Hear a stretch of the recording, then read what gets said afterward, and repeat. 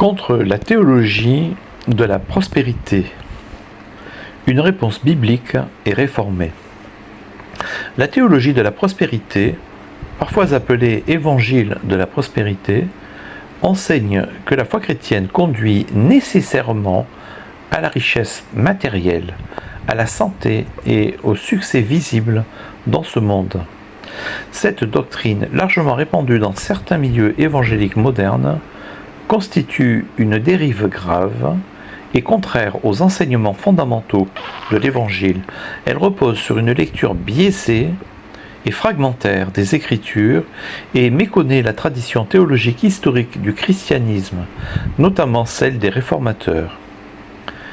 Premier point, une théologie contraire aux enseignements du Christ. L'Évangile selon Luc, en particulier au chapitre 12, offre une réfutation directe de cette perspective. Jésus déclare « Gardez-vous avec soin de toute avidité, car même dans l'abondance, la vie d'un homme ne dépend pas de ses biens. » Luc 12, verset 15.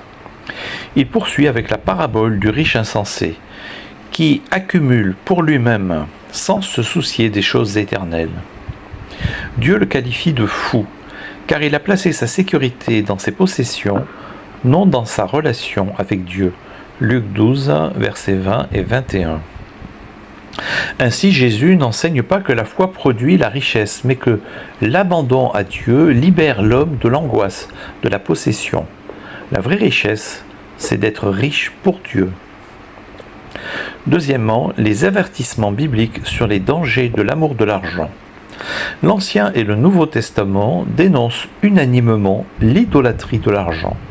L'apôtre Paul écrit « L'amour de l'argent est une racine de tous les maux » 1 Timothée 6, verset 10.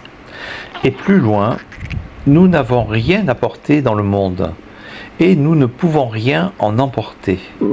Si donc nous avons la nourriture et le vêtement, cela nous suffira. » 1 Timothée 6, versets 7 et 8.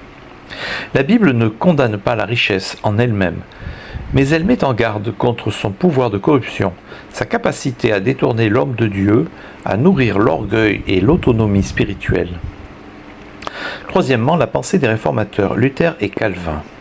Martin Luther, dans ses sermons sur les évangiles, ne cesse de dénoncer l'avarice comme une forme d'idolâtrie, mettant en garde contre une confiance déplacée dans les richesses.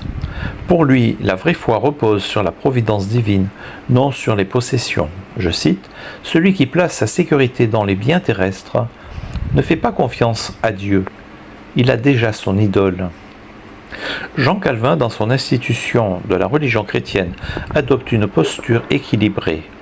Il reconnaît que les biens matériels peuvent être des dons de Dieu, mais seulement lorsqu'ils sont reçus avec reconnaissance et utilisés avec modération. Citation, « Les richesses sont des dons de Dieu, mais elles deviennent des pièges lorsque nous y mettons notre cœur. » Calvin ajoute que la pauvreté n'est pas une malédiction, pas plus que la richesse n'est une bénédiction automatique. Ce sont les dispositions du cœur devant Dieu qui déterminent la bénédiction véritable. Quatrièmement, la théologie réformée contemporaine entre responsabilité et contentement.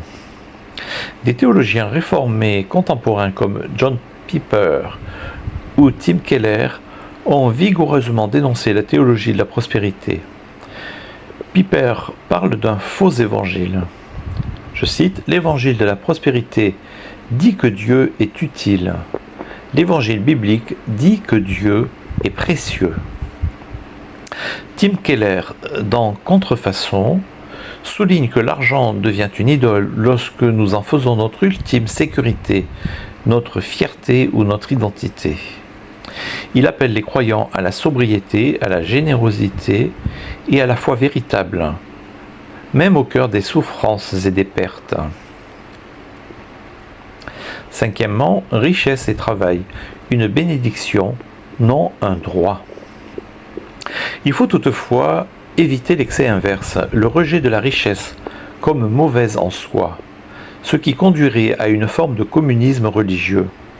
La Bible ne condamne jamais le travail honnête, ni les fruits qui en découlent. Paul affirme clairement « L'ouvrier mérite son salaire ». 1 Timothée 5, verset 18. La richesse peut être une bénédiction qui se surajoute, non une preuve de la faveur divine, mais le fruit du travail, de la sagesse et de la gestion fidèle. Elle devient alors un moyen de bénir les autres, de soutenir l'Église et les pauvres. 2 Corinthiens 9, verset 11. Sixièmement, conclusion, discerner les vraies richesses. Le chrétien est appelé à chercher d'abord le royaume de Dieu et sa justice. Matthieu 6, verset 33.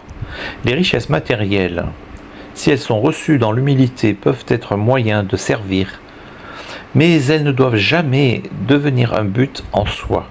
Ce que Jésus appelle les vraies richesses, Luc 16, verset 11, ce sont la foi, l'amour, la justice et l'espérance dans le Christ. La théologie de la prospérité trahit l'Évangile en promettant des couronnes ici-bas, alors que le Christ nous appelle à porter notre croix. Le chrétien n'est pas appelé à la facilité, mais à la fidélité. Il sait que sa vraie récompense ne se mesure pas en or, ni en biens, mais en communion avec Dieu, ici-bas et dans l'éternité.